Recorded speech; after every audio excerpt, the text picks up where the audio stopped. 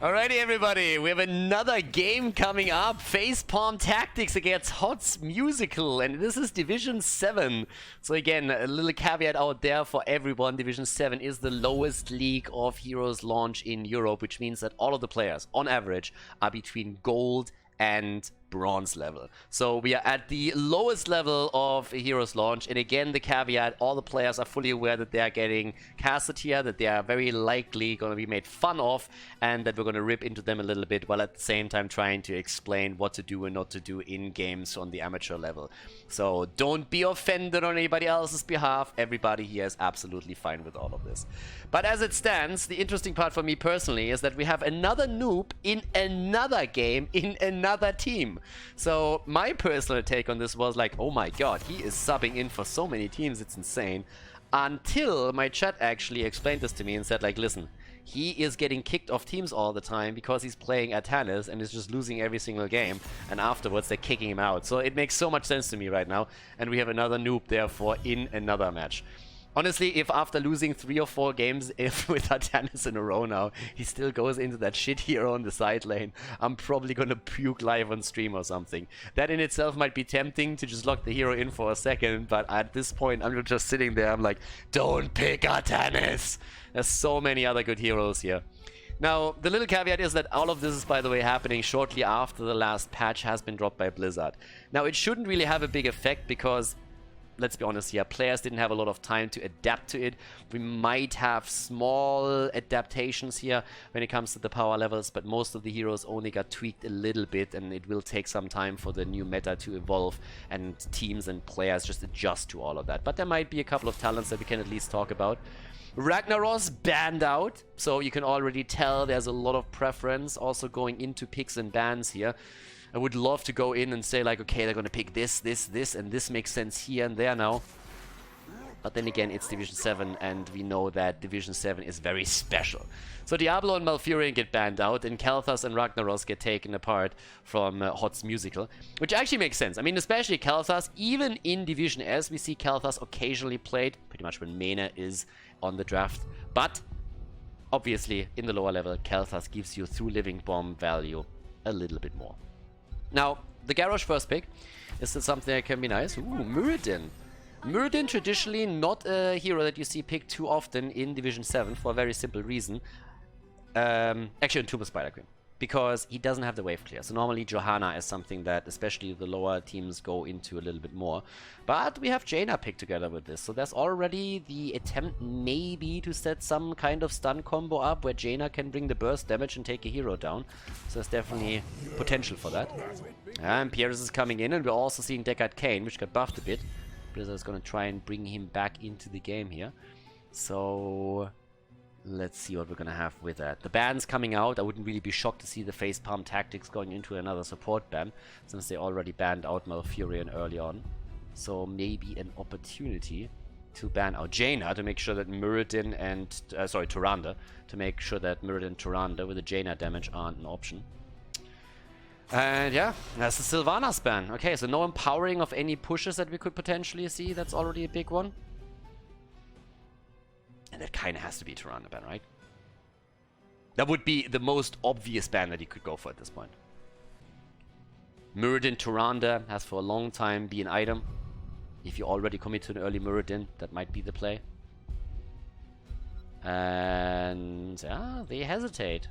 Maybe they jump. Okay, Ana. Ana instead. No nano boost on Jaina. Well, I can understand the reasoning here, but you allow your opponent to get a snipe comp.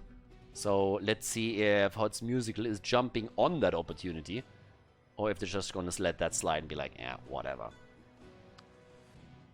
A bit hesitant here. Not really snap picking their choices either.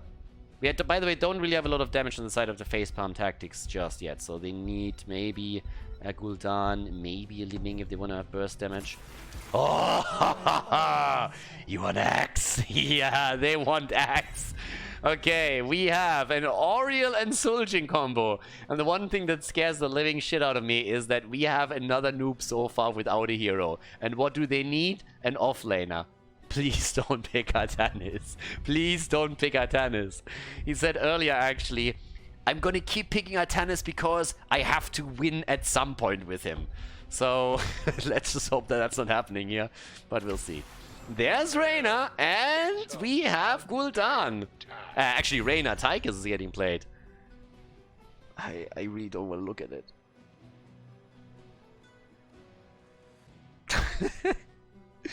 That little fucker is gonna wait until the last second, isn't he? I can't look. Don't do it. Ah, an actual hero. Rexa. Oh god, thank God. Thank God. Thank the God that I don't believe in. Alright, Rexa comes in as the last pick, and we are heading into game number 1 of the best of 3 series in Division 7, Tomb of the Spider Queen. Game on, everybody! The blue team, Facepalm Tacticians, with Jack Sully on Gul'dan, Black Milk on Imperius. Ugh, don't drink that. Mega Jogovan on Garrosh, and we have Alderon on Tychus with Modern Viking on Deckard Cain. That's a pretty old Viking there, if anything, my friend. Hot's Musical on the other hand with Bloody on Suljin, Fangtion on Oriel, Todazul on Muradin, another Noob on Rexa, and Navain on Jaina. And it's time to shine. Let's get ready to rumble. Level 1, the Compact Tactician already. I mean, if your team is called the Facepalm Tacticians, then I feel that talent is absolutely appropriate. Even if that might not be the one that you actually try to go for, it doesn't really matter. That's the one that you have to go for. Headhunt on level 1, going full into the ARM style build here at the start. And on the other hand, for Rexa, also pretty normal, the Bird of Prey. Muradin with a third wind here. And I'm ready to rock and roll, but Garrosh with the body check. Alrighty. Going straight into a little bit of body check action, and we're going to find out if that's going to be the key to success for them here. It is Division 7.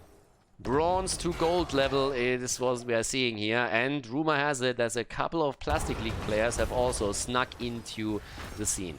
And as usual, I have to point out that, guys, if you have never played in an amateur league, you owe it to yourself to play a little bit of Heroes of the Storm, just joining the fun here. It is a vastly different experience to what you have in Storm League and Quick Match. And with different, I mean better, way better, much better. You have actually people playing with you that want to win the game. You have people playing with you that want to communicate, that are trying to draft with you, not against you, and that are always happy to improve and train a little bit. So if you've never done this before, HeroesLaunch.gg is the website. Check it out. They have an amazing FAQ. They have divisions for North America and for Europe. It's Heroes of the Storm as it was supposed to be played. So definitely check it out.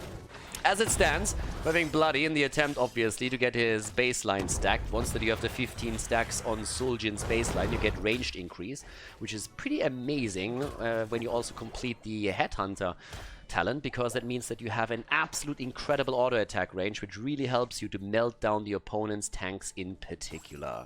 Muradin himself sitting on 6 stacks, by the way, doing fairly well with himself. And, well, jumps in, jumps out. Well, actually, he gets thrown in and jumps out then again. But at this point, let's see how this is going to work out. The interesting part to me is really that another noob has finally not picked Athanas, so he has actually a chance. Off lane, gets attacked by 2 actually, so he's fighting a 2 versus 2, since Misha is obviously counting as a full hero. Oh, that could be a good jump. And I like this rotation. I like that. Ah, but no Stormbolt.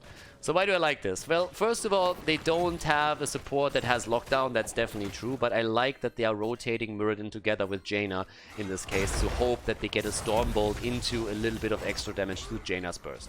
Might not necessarily net them a kill, but at the same time they are in a situation where they can get a lot done if they just eliminate hit points and get a little bit more wiggle room on the map.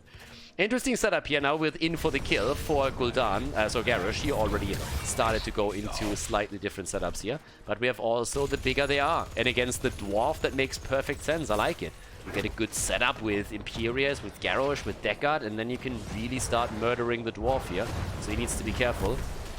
One thing that I find a little bit interesting or weird is that we actually have Animal Husbandry taken on level 4, which is kind of insane.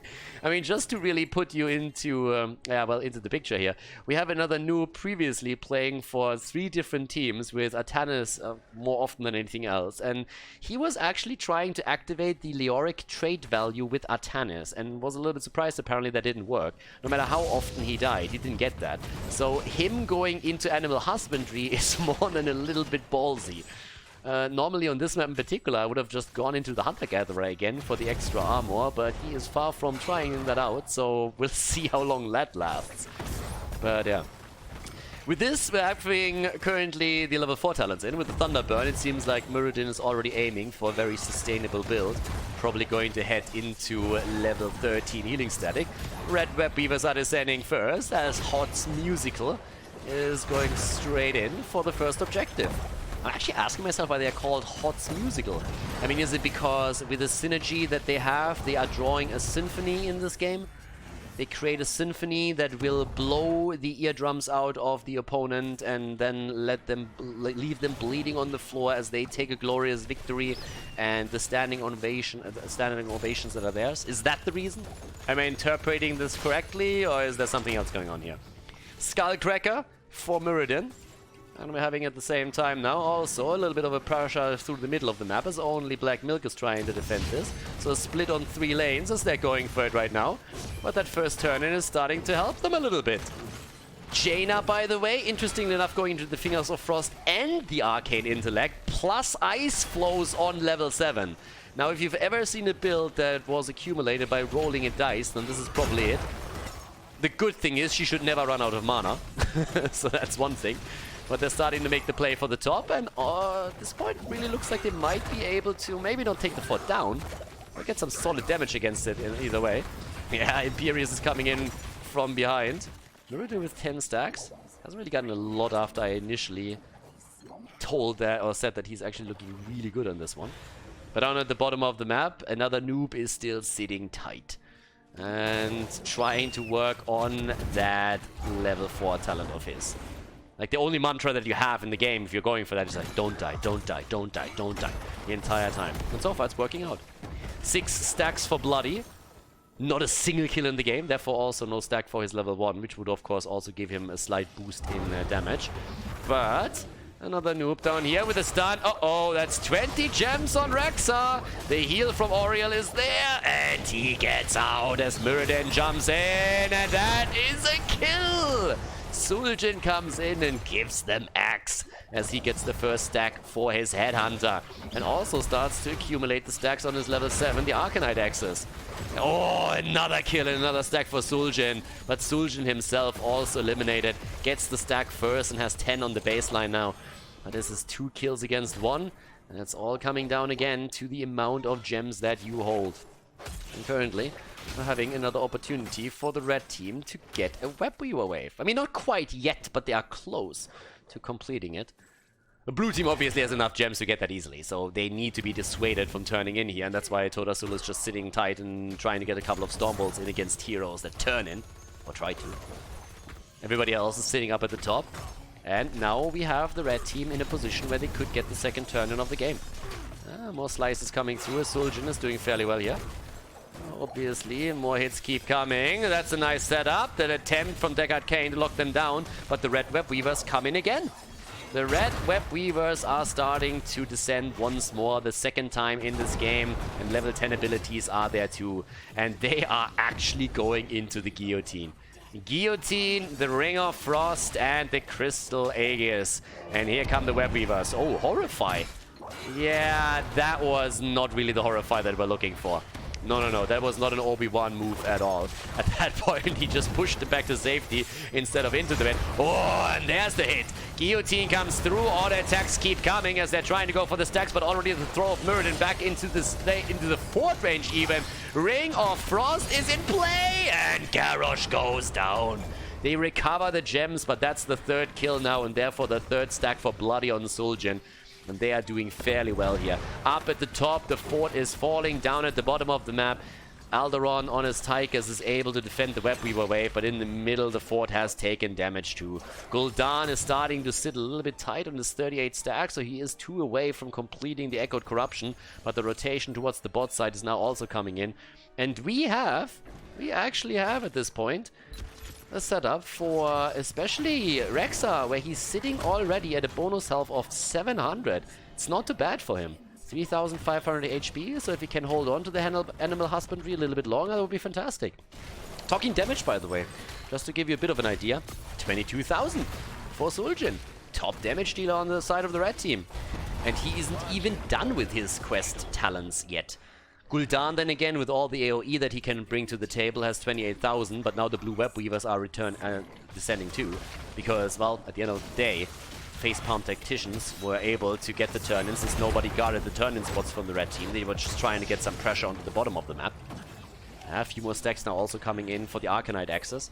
And keep in mind, 2 more kills and Headhunter will be completed against the appropriate heroes, of course. And 2 more stacks on the level 1 and you at least get the range increase. So all of this is going to make it much, much easier for Suljin if he gets there to work the damage in and really snowball this towards the late game. So they're going to try and play that through. And here it comes. First web weaver already taken down. Bottom of the map. Yep, there's a Horrify, but Jack Sully survives. Even Misha got horrified there for a second. It was just like, oh, I'm a scared bear. Well, that was actually a nice impale, but there was no follow-up behind it. And the axe nearly taking Sully down. That was actually a nice attempt, but not enough damage to go for Garrosh again. And Garrosh goes down.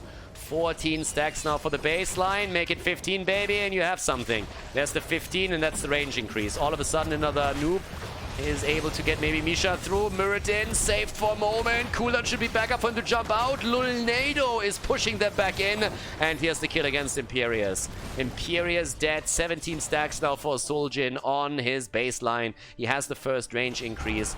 Still needs to take a few targets down. But top lane, mad value. That web weaver got completely ignored by the rest of the team, and that means that we're now looking at a fort destroyed on both sides. Structural equilibrium on the map. 5 kills against 1 though. Hot's Musical is currently composing a symphony of death here that is hitting the facepalm tacticians like, I don't know, a knife, an axe. Yeah, like an axe. They want axe, they get axe. So yeah, it's hitting them like an axe. That's exactly what we've been looking for here. Now with 13, we get the Eye of Suljin as well. Talking Suljin, yeah, he is actually maybe surviving this. Yeah, that doesn't look too bad. Gul'dan wasn't able to take him down here, but it was close for sure.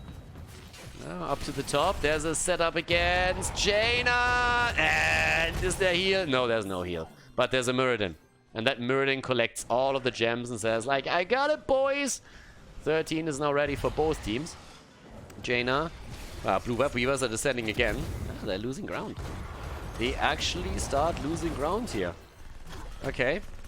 Down to the bottom of the map. Waves get actually lost. So this is something.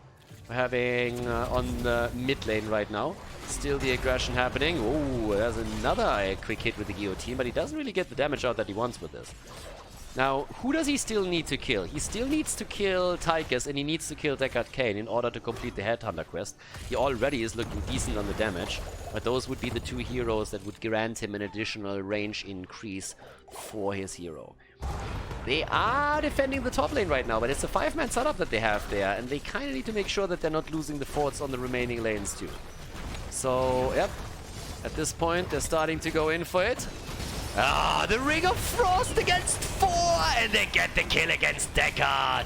That's great. Now only Tychus needs to be eliminated for Headhunter to be completed, and they're already trying to get another kill, and they do against Garrosh. He falls, and they're chasing them down one after another.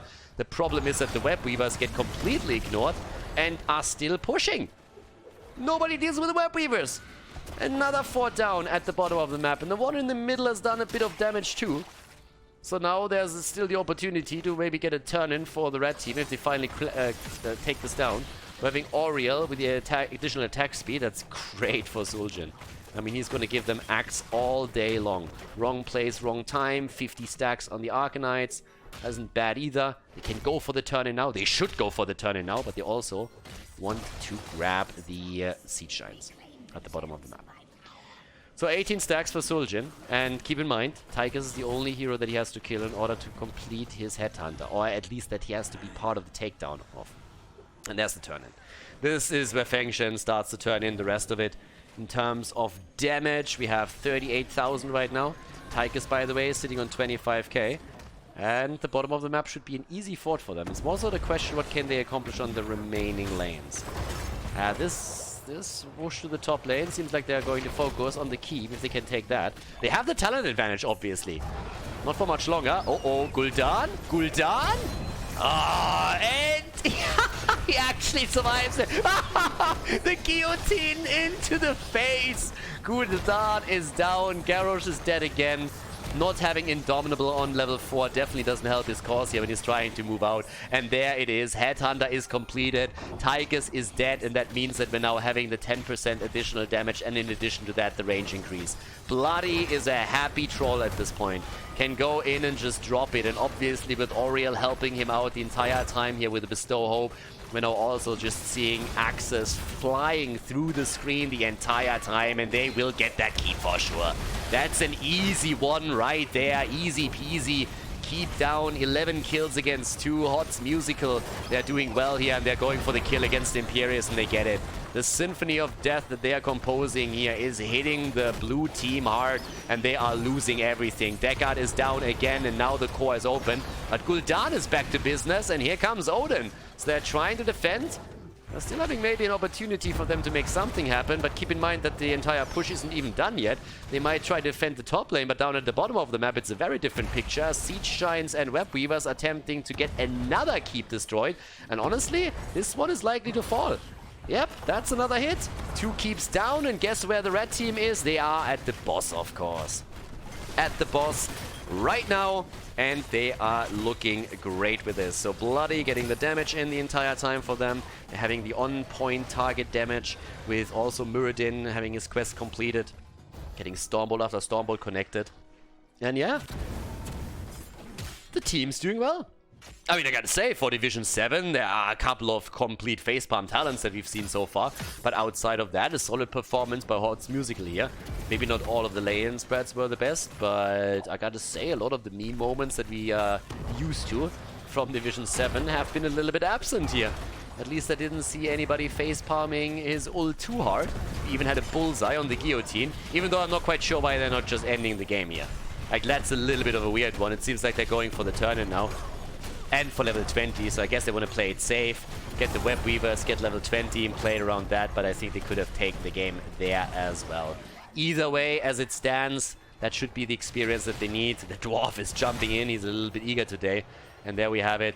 Level 20 talents should probably not fight without the rest of the team, but there we go. Muradin with the unstoppable force even. Where's the rewind when you need it? And then again, you're looking over to Jaina. Cold Snap, cooldown reduction, would definitely be an option. But there comes the hit, and Garrosh is getting wrecked. Yeah, he didn't have a good game there at all. I mean, so far 5 deaths on Garrosh, 4 on Imperius. They're getting pretty much murdered here, and they're moving straight in. The core is down to 95%, and that's going to change in a second, since Web Weavers are pushing through every single lane now. The ones at the bottom are already on the core, and this is going to be a quick end as another guillotine comes through. There's the setup with the Ring of Frost, but this is game ladies. 15 kills against 2 as HOTS Musical takes down the Facepalm Tacticians in game number 1 of the best of 3 series. GG, well played.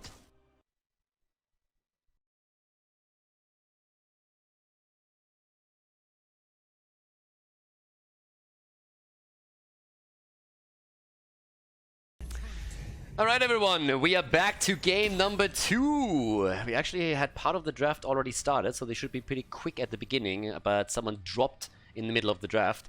But we have a hot one once again, so I guess that the first bans and picks will go over pretty quickly since they already know what's going on. The bans are pretty much the same as we've seen in the previous game on Tomb of the Spider Queen. So on this side, Kel'Thas and Ragnaros get banned out. We're having Diablo banned together with the Nubarak actually this time in this particular draft. And especially the setup on the first pick was a little bit interesting to me, because I expected something like, well, Tyrande to be taken, Vala maybe even, just some value against the Immortal in general, picking that Tyrande early, picking Li Ming for example, just one of the heroes you normally see on a high level play. Instead we got Ana here, and more surprising was what Ana was comboed off with, because on the other side we get at least the Muradin Tyrande combo, which gives you that poke, and also, well, first of all it gets the Immortal with the Hunter's Mark, but it also gives you that snipe that I talked about in game number 1 already. So you have now the stun combo for Muradin and Tyrande, and you can drop burst damage behind it. Now, Facepalm Tacticians, they actually picked the Zul'jin. So I'm just sitting there, I'm like, okay, we got the Zul'jin value in game number 1, but now in game number 2 we're in Battlefield. And here comes Jaina. So the damage is in, and that's where the nano boost is gonna go. Now, with that said, let's have a look at what's getting banned out next. The front line is obviously not there yet. And yeah, they're pretty much stealing the comp away. That's definitely true. So the little commentary that you have over there is spot on, with the exception that Ana was of course not played in the last game. But I'm still curious to see what they're banning out. I mean, off lane or tank you can ban both. And they get rid of Johanna here. It's still one of the games where it terrifies me that we could still see that Artanis pick. And as I said before, Artanis in general is not a hero that has no value in the game. It's just like if you compare him to other heroes in his role, their value eclipses him by so much that Artanis is in comparison just useless. And that's also true for Battlefield of Eternity, where you can at least make the amateur opponent argument on level 1. There are way better offliners to be taken here. But maybe they feel they need that. Khaldor gets banned out as well. Okay, so we could still see in terms of burst damage. I mean, Fear could, for example, be a good choice if they really wanted to. I mean, there's still so much more. There's more than enough. You could even go into a Gul'dan build if you really wanted to, but also against Zul'jin, are we gonna see maybe a little bit of additional stun setup just to make sure that you can shut him down even more? Where's the damage? That's pretty much the question. If you want to go for the auto attack, okay, Sylvanas, they want to rock the objective, and Alarak! Okay, Muradin, Alarak, and what is another noob gonna take? Okay. Let's see what the blue team goes for first. They need, of course, the 2 frontliner. Yeah, everybody is already cheering for Artanis to be taken here because, well, now you can blind Zul'jin too.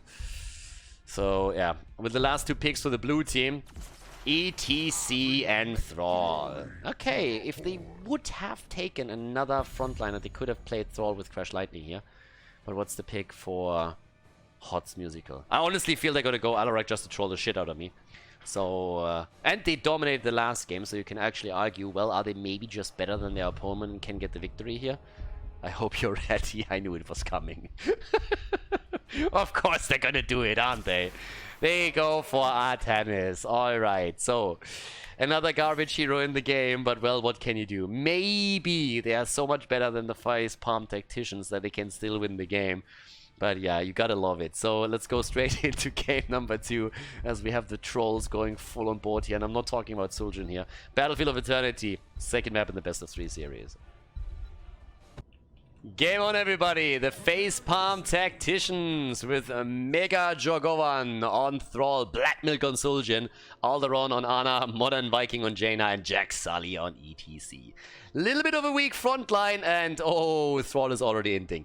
On the right side of the map, we're currently seeing Hot's Musical with Fangshan on Tyrande, Tredazul on Muradin, another Noob on Artanis, and Navain on Sylvanas with Bloody on Alarak.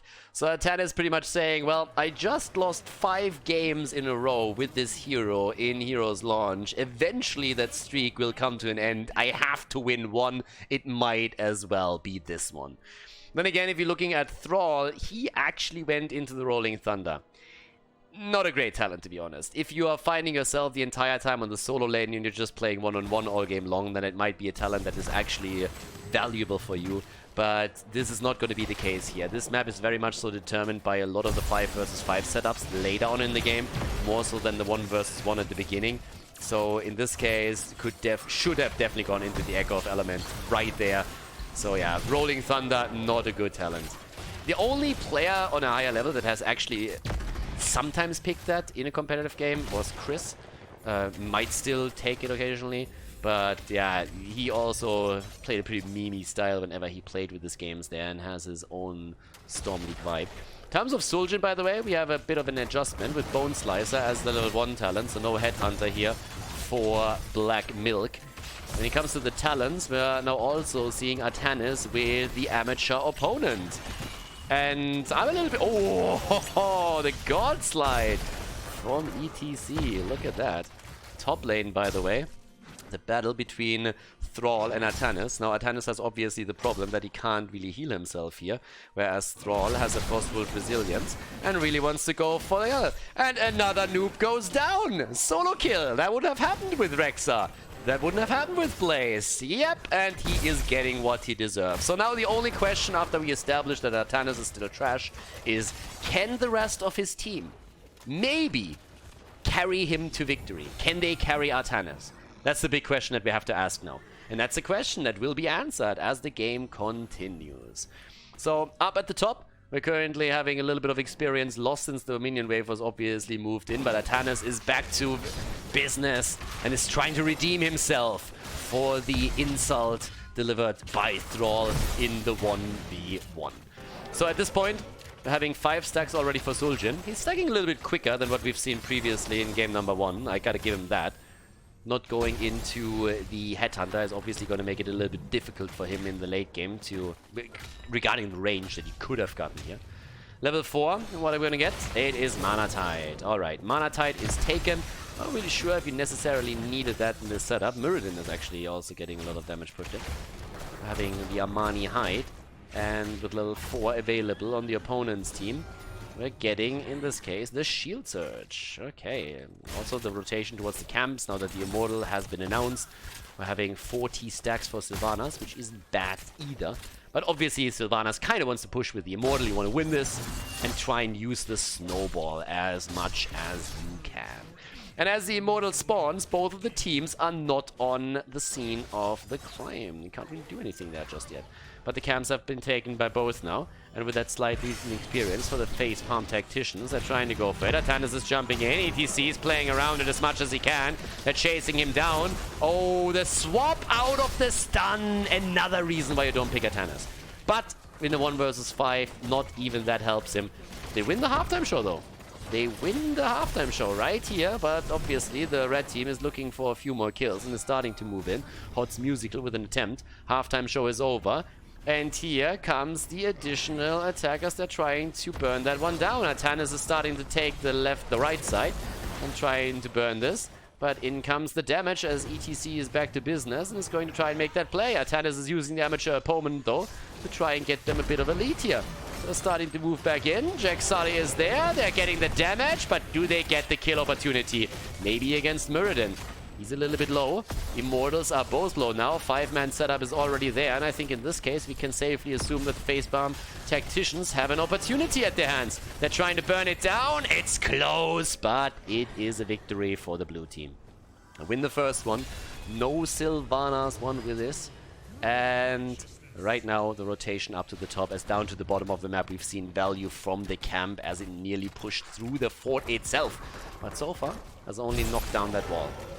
Immortal about to arrive topside, and, well, Jaina is on her way back too. Sledgehammer, by the way, without level 1 talent still going on Sledgehammer. Uh-oh, Muradin jumping out, but it was a close call. 8 stacks now for Zul'jin as he's trying to get a little bit more. Atanas with the swap attempt and exposes himself, not in a naughty way, but is maybe taken down here too. Muradin is already dead and now they are pushing the rest of the team back as well. The fountain is already about to be taken down. And there is the kill against the fort itself. Good slide. Is there a push? Nah, didn't have it anymore. But they get the value. Sylvanas is doing what Sylvanas players do best. They are soloing the bot lane and they're just saying, I'm pushing. But yeah, in this case, trying to get obviously some damage against the wall here. So got 1 tower down. That's at least something, a bit of a trade. Gets experience too. And we have now 2 kills against 1. As we have the rotation towards the top, and someone really needs to go down to get the experience there. Someone needs to move their butt down to the bottom of the map, and so far nobody seems to really be willing to do that, but Sylvanas moved away anyways, so there's no risk there anymore. Thrall also now with a Maelstrom weapon on level 7, so not going into the Ancestral Wrath. And again guys, Ancestral Wrath is amazing. Especially against the strong frontline, it gives you survivability, it gives you a burst as well, so it should be your priority talent. Especially since most players will not get a lot of value out of these auto-attack talents on Thrall's level 7. So if you want to have sustainability at the front, you should definitely go for that. And considering that they're running ETC plus Thrall, it should definitely be the talent for them. Talking ETC, he nearly fell, but he actually survives. And Thrall at the top lane is still pushing Sylvanas out, who shouldn't really be in that spot. Sylvanas shouldn't be in that spot. Muradin should be in that spot either, and he isn't anymore since he just got taken down. Muradin dead, and now the attempt to go for the cam, but ETC overstayed a little bit, so did Atanas though. They get the kills. Oh my god, no way. Haha, bloody survives. They get 2 kills. 2 kills against 1, and they get the camp. Big win for them. And Thrall is still pushing the top lane. And easily at that. I mean, he can poke. Has to move back now. But Ancestral Wrath could have stayed a little bit longer. But down at the bottom of the map, they're now starting to push in a little bit more too. And the setup is looking good. 15 stacks for Suljin on the baseline means that he's now also in possession of his first range increase, the first quest reward, and therefore has more damage output. Immortal is on the map already, and they're starting with the damage. They're going straight for it. No cam, screw it, why would we? Instead, they're working on the halftime show, and they're already close on level 10, so they might get the heroic ability in time for the next fight. And they should go to the lane to try and get that now. I don't really know why they're fighting. I really don't know why they're trying to fight here. I really don't know why they're fighting. Just wait 1 second and you have level 10, and there we are. Got level 10, and now they can make the move. Half a level away for the red team. This is a great spot for facepalm tacticians to be in.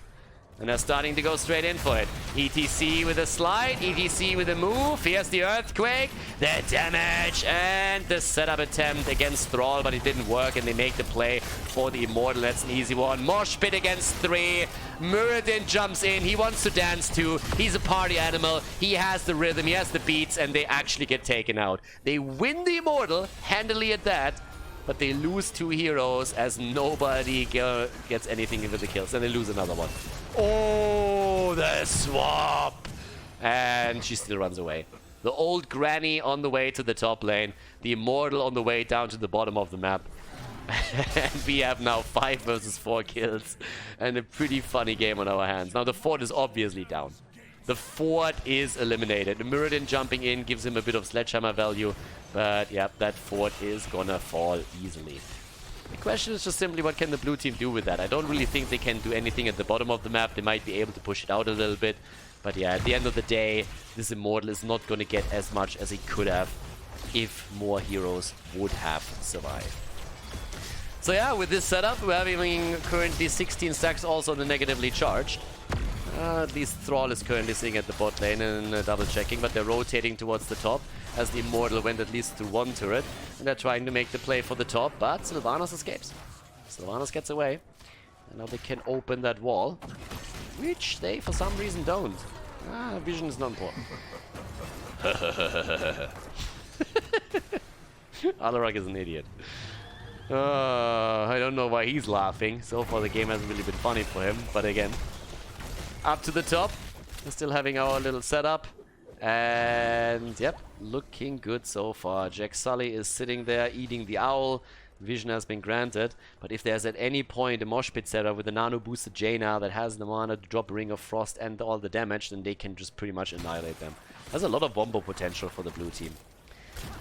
And 5 versus 4. I mean, you gotta really respect the fact that the red team decided that after the first game they would put a bit of a handicap onto themselves and picked Atanas to make it more of a contest, but still.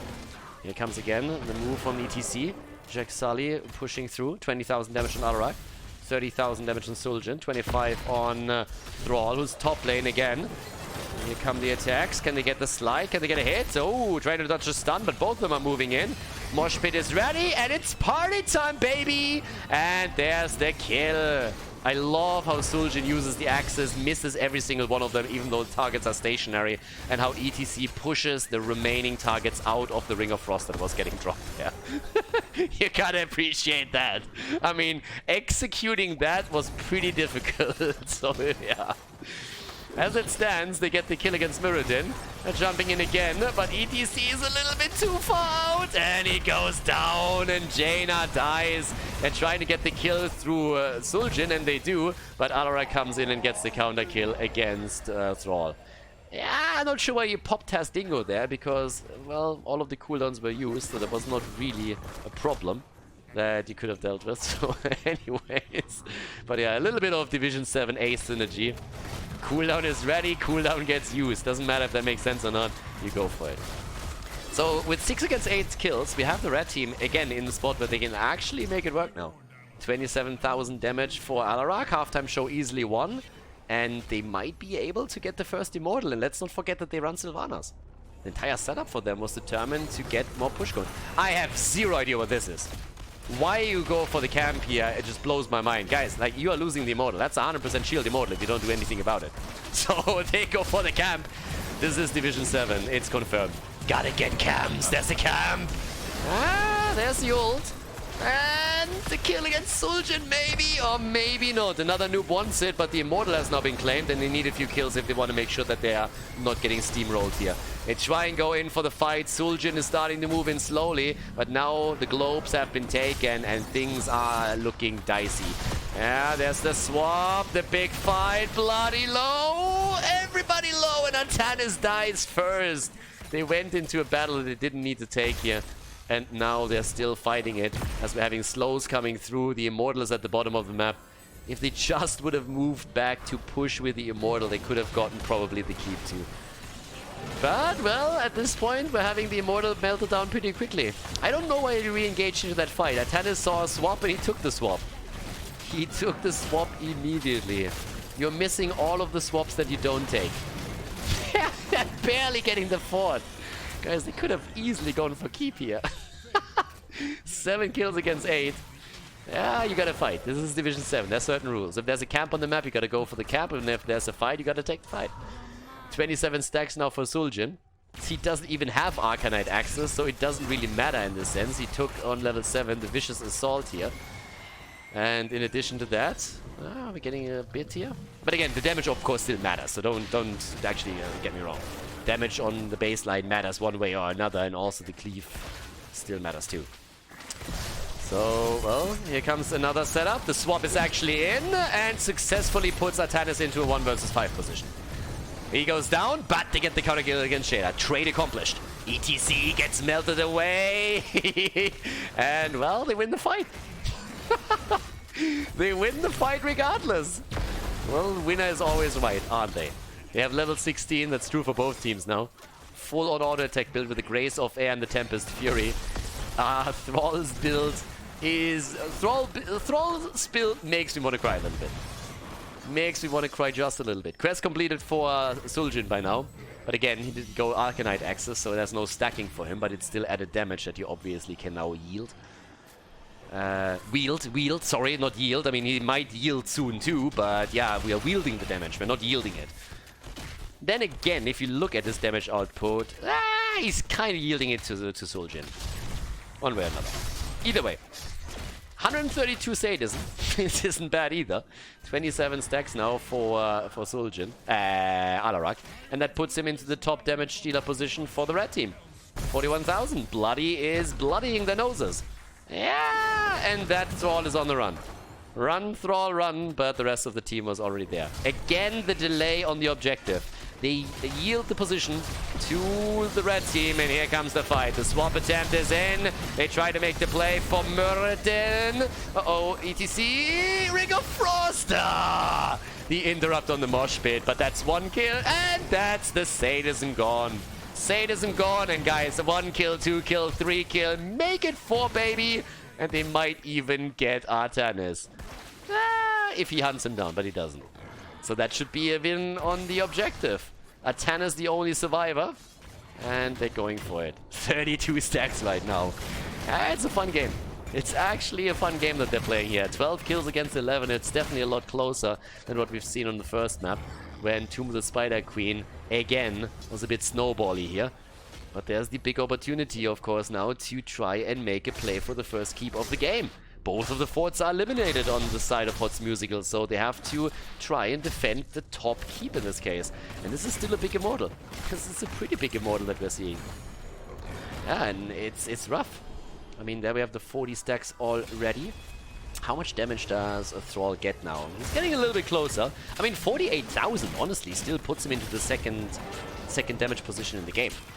So, 60,000 damage on Sul'jin, who hasn't died once yet, by the way. And he's giving the max. Interesting enough, the Immortal actually goes down to the bot lane. Didn't realize that the bot lane was not as much pushed as the... Oh, the interrupt! Pure gold, baby! And even with a blind, that's gonna be a kill. Even with a blind, you can run, you cannot hide. The problem is that while they're chasing the dwarf, the Immortal gets taken down. The shield is already lost, so I would actually say that's a worthy sacrifice. Muradin might not have planned to do that, but it still worked. Yeah, they're trying to get the kill there, and it's party time, but the interrupt is there. Atanas? Atanas? Has anybody seen Atanas? Guys, Atanas? Where's Atanas? I think Atanas was here a second ago. I think they lost Atanas. There's a nano boost, by the way, on Soljin. Just saying. That's a nano boosted Soljin. And they're going in for the kill. They asked me in the lobby, Khaldor, are you ready for our last pick? And well, all I can say is, are you ready? I don't think so. And here comes the attack against the core. And guys, if you needed another reason to not pick Atanas, here it is. 16 kills against 11, 20 versus 18. And we have a third game coming up in the series as Atanas loses yet another game.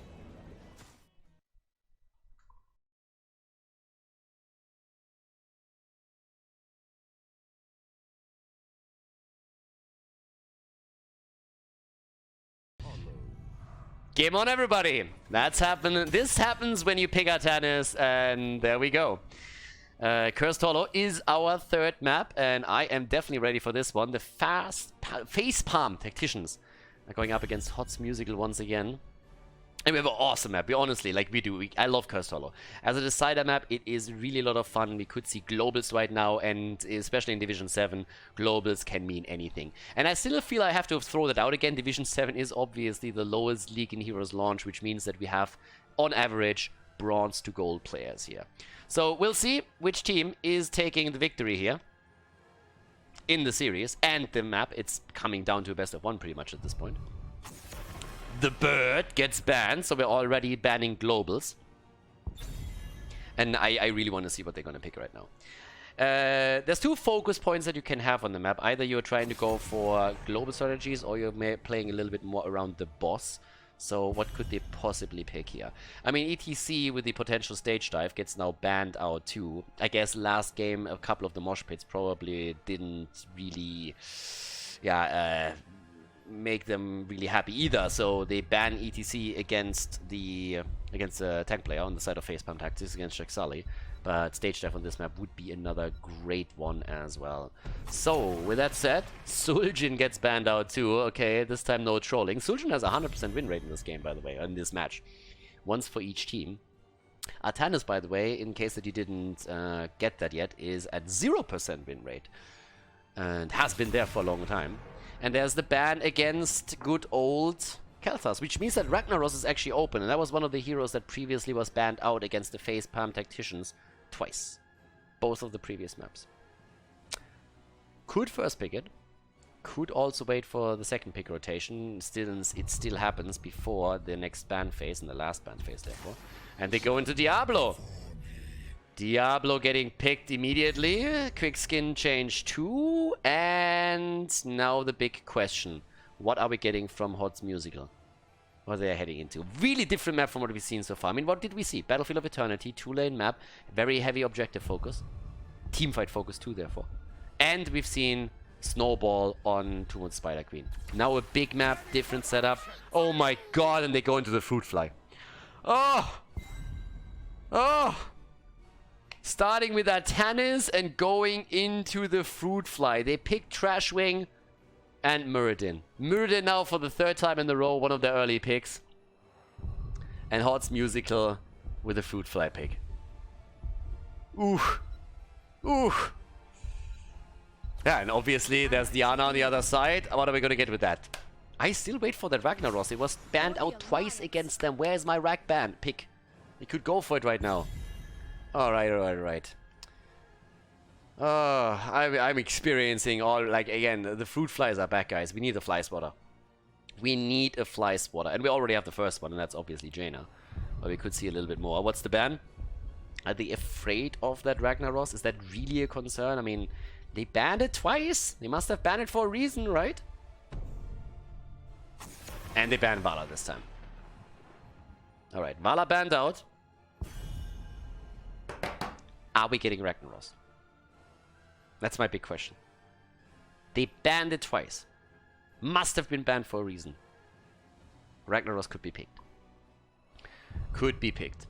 And as mentioned by other people, it would be amazing to see Ragnaros coming in with the Sulfuras, smashing Brightwing in the face and just going in, die insect. Perfect. That would be perfect. It would just be gold. So the Haka gets banned out too. And, well, with the Haka getting banned, that eliminates even more globals from the map. So Brightwing is still there. What do we still have in terms of globals? I mean, you kind of have Sagara with Nidus, which I don't think we're going to see here. In theory, Samuro could be picked as well. Coffin Girl and Thrall are getting picked. Okay, Orphea and Thrall, and here's the moment of truth. What do the facepalm tacticians have? Junkrat, and is it a facepalm? Yes or no? What do we get? Since they Varian. Will forge a great destiny. Ooh. With what? Go into Taunt, and I'm a fan. Again, Varian, I would have picked something else, but Varian with Taunt and with Jaina here, that can work out. Just don't go into the Meme Blades. Not against the Muradin stun, against the Brightwing Polymorph, and against the Thrall that can stun you as well. Rexa on the other side, so yep, this time apparently he learned his lesson, going back into Rexa and realizing that Atanas is just not worth picking here.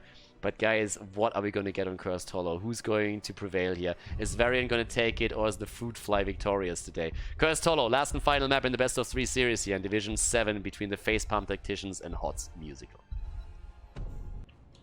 Game on, boys and girls! We have the Facepalm Tacticians with Alderon on Junkrat, Jack Sully on Jaina, Mega Jogovan on Varian, Black Milk on Ana, and Modern Viking on Diablo. The blue team in this third game of the series going up against HOTS Musical, starting on the right side with another noob on Raxa, Fengzhen on Trashwing, Bloody on Thrall, Todazul on Muradin, and Navain on Orphea. It is rock and roll time. Yep, there we go. And Varian, oh, I'm concerned. High King's Quest on level 1. No. No. No Meme Blades, please. At least go smash, dude. At least go smash.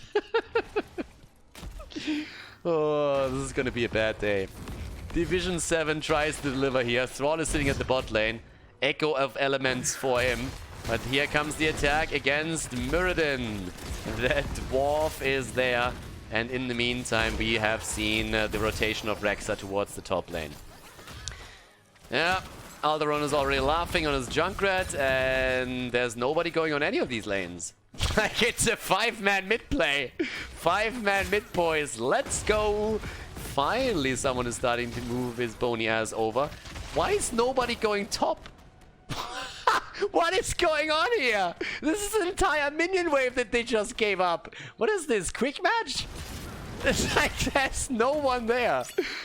Diablo is the one that rotates top. I mean, I know that Mega Jogovan is Russian, and I think he's a sub, but have they problem communicating with him, or what's going on there? Why is the main tank all of a sudden running to the top lane trying to deal with Rexa? What's happening here?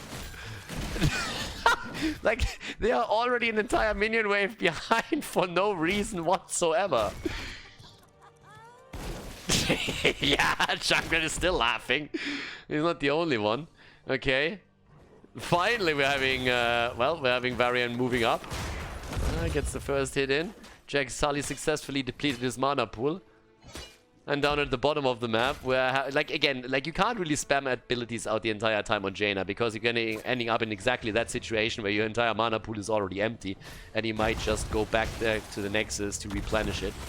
So, Brightwing at this point with the Pixie Charm, and Jaina is going for the Hearthstone, whereas up to the top here's the attack. You guys, level 4 talents are coming.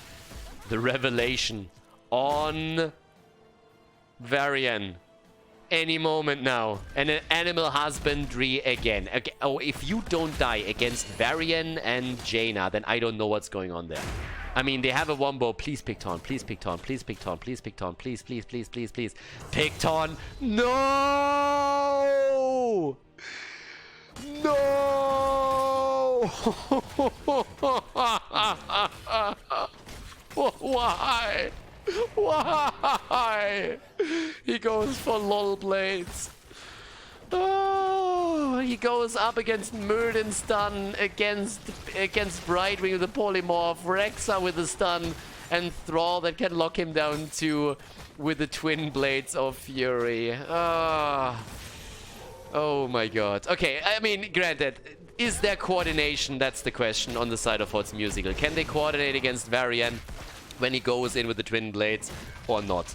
There's the Stormbolt barely making that happen. But we have Wind Blades. I totally, again, a nano boosted J nano taunt variant would more or less guarantee you kill 6 days to Sunday, but they don't have that. Now we're having the tribute being fought over in a 4 versus 4. Mid lane is pushing. Dippets. Oh, survives? What? And Meridian is jumping in and nearly getting punished for it. But yeah, Varian decides that he is taking the safe path as we're having Rexa defending the middle of the map against the camp. But the aggression is there and now the jumps keep coming and Varian is coming in. Varian is on the ride in. Varian is on the move. Varian is trying to take them on. Meme blade value, baby. At least that's what he's trying to get. Jack Sully gets doesn't get it. 5 versus 5 now at the bottom of the map. And it is time to shine. Here's the action.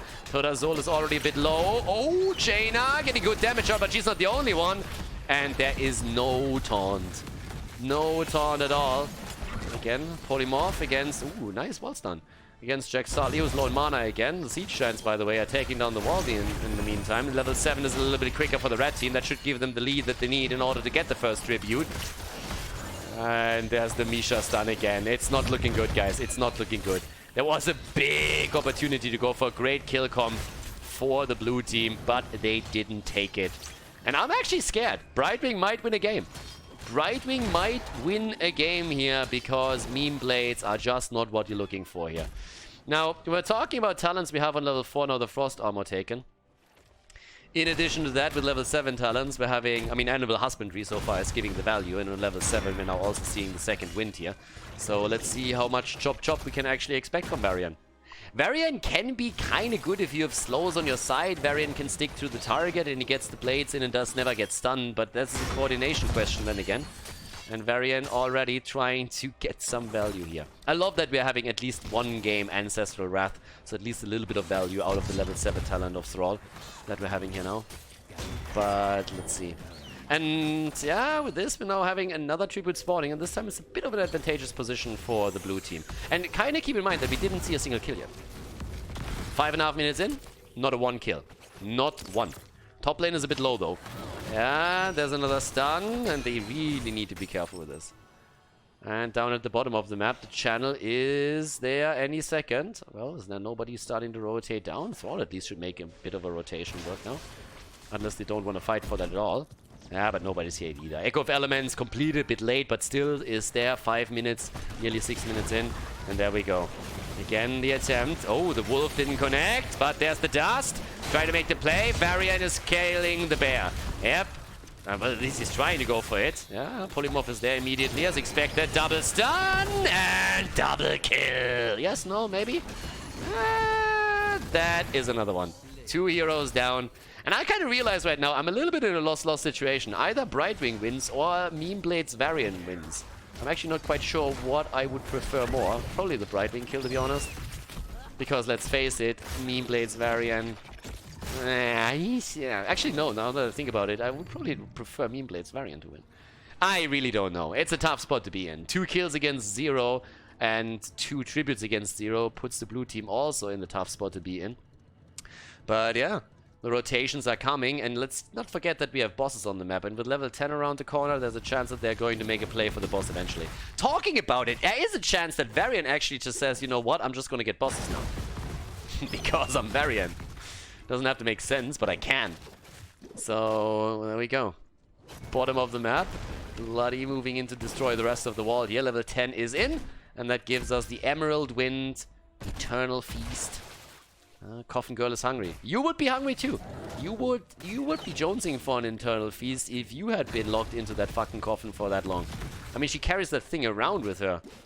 Can you imagine how much of a cool hero that would be if the coffin would be a little bit more of an urn, and if the urn would contain salt or sand, both fits in heroes, and if Ophia could actually control the sand in the urn and would also be called Gara instead of Ophia, that would be a cool hero.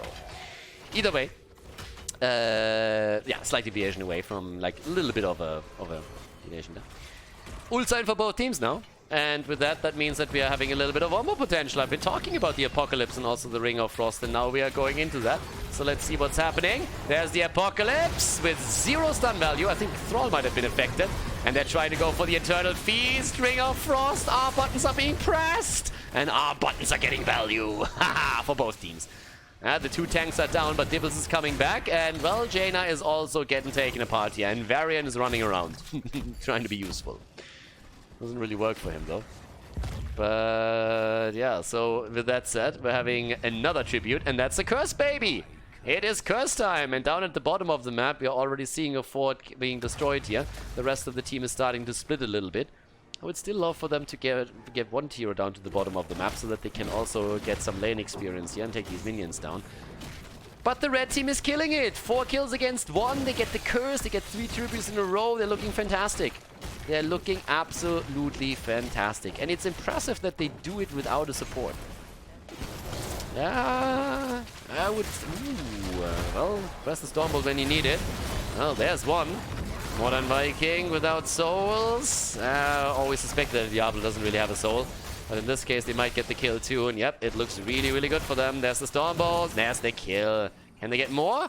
Can they get another kill? They should right now. Ooh. Really? No jump? No Stormbolt? No Wolf? No nothing? Okay, fair enough. You know that you can dive the towers, right? They don't shoot right now. Alright, 2 forts down, 3 forts down. They got every single fort here. Trying to go for the Stormbolt. That didn't quite connect with him. When it comes to the damage setup, 26,000 damage that we're currently having here. And, well, on the other side, what do we see there? 28,000 for Jaina, which isn't bad. But boss is now taken. And the question is, do they take their own boss? Doesn't really seem like it. Guys, this is too quick. 5 kills against 1, talent advantage, level advantage, boss taken. And all they have to do is take the boss and move down here to the bottom. Get the double boss and get it going. Yeah, that's exactly what they need to do. Massive advantage right now for the red team. Big advantage for them. And it's honestly going to be pretty tricky for them to throw this. Now then again, I have faith that they can pull that off in the late game. But if they just go boss now and start to make the plays, they can push at the bot lane really easily and have a great position here. And they're already moving in. We see Varian topside, and they should definitely go for it now. And that's exactly what they're doing. Everybody is moving in on it. They can also push out the bot lane already slightly. And they see the entire 5-man of the blue team at the top trying to take the boss down as quickly as they can. With the help of Siege Giants, by the way. So all of them are in there. And when it comes to kills, I mean, again... We haven't seen a kill against the guy with the mask yet, and that means we have 1,070 hit points now for Rexa.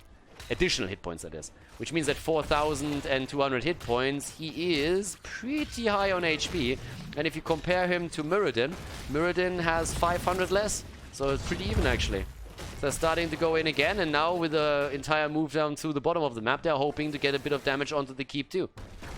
Thrall is sitting in the middle and then again. And Junkrat is coming in from the side, trying to flank here. It's even talents regardless, so you can try and get that fight going. Thrall pushing the middle, and Thrall actually moving to the top slowly.